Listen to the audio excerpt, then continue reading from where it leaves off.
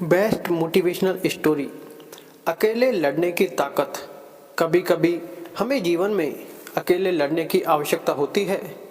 यह कहानी एक ऐसे लड़के की है जो अपने लक्ष्य की ओर आगे बढ़ने के लिए अपने अकेलेपन को एक सुनहरा अवसर बनाता है।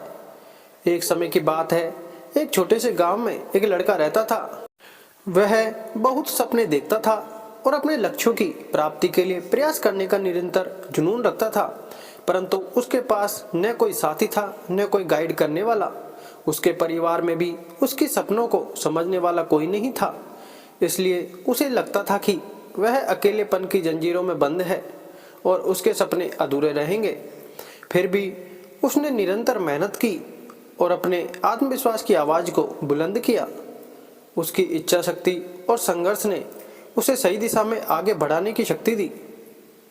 एक दिन उसे अपने गांव के बाहर एक पुस्तकालय का पता चला। वह आश्चर्यचकित हुआ, क्योंकि उसे पहले कभी ऐसी जगह नजर नहीं आई थी। धीरे धीरे उसने उस पुस्तकालय के दरवाजे पर कदम रखा। वहां जाकर उसने देखा कि लोग पुस्तकों के बीच खोए रहते हैं और वहां की शांतिपूर्णता और ज्ञान के वातावरण ने उसे संतुष्ट कर दिया।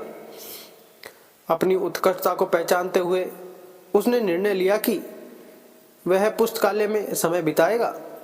धीरे धीरे वह पुस्तकालय की विभिन्न किताबों को पढ़ने लगा और नई दुनिया की खोज में निकल पड़ा। दिनों बिताने के साथ साथ उसका ज्ञान बढ़ता गया और वह अच्छे लेखकों और दर्शकों के साथ रिश्ते बनाने लगा। इसी के साथ उसने लिखने का भी मन बना लिया।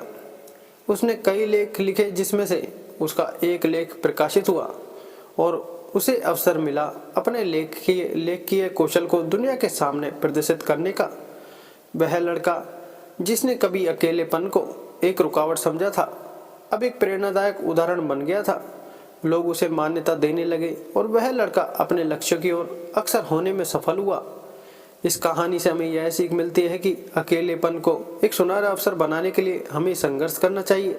हमारी संयमितता, समर्पण और मेहनत हमें अपने लक्ष्यों की प्राप्ति की ओर बढ़ा सकती है।